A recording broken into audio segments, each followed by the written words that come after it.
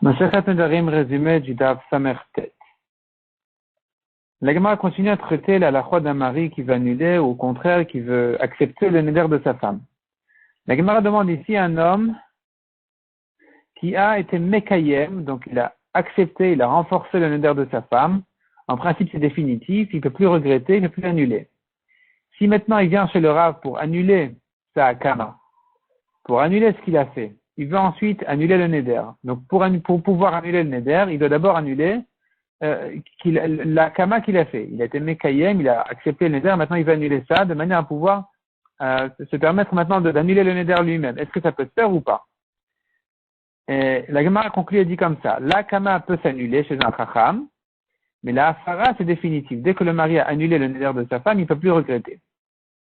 Autre question. Un homme qui a dit à sa femme 2 fois, il lui a dit kayam lach, je suis mekayem ton neder, je suis mekayem ton neder. Il vient chez le Rav pour annuler la première fois. La Gemara dit on craint la deuxième. On ne dit pas que la deuxième était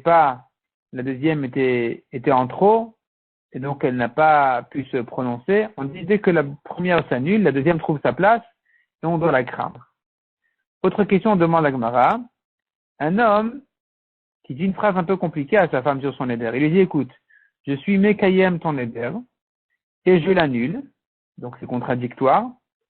Et je ne suis mekayem ton neder qu'à condition qu'il soit annulé. Qu'est-ce qu'on dit ici? Est-ce qu'on doit craindre ce qu'il a dit? Comment ça marche?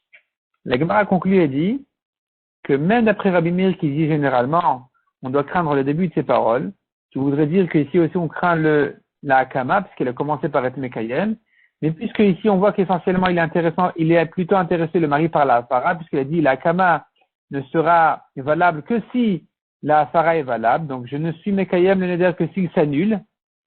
Donc tu vois qu'essentiellement ce qui lui intéresse ici c'est de l'annuler, donc on dira que la hafara qui est d'annuler le neder c'est bon, mais la hakama qui est le contraire, qui est de renforcer le neder, ça ne tient pas.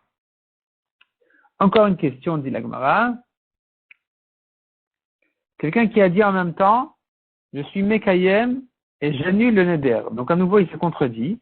Mekayem, ça veut dire je renforce, j'accepte le neder. Je l'annule. Et il a dit les deux mots en même temps. Je suis mekayem et j'annule le neder en même temps.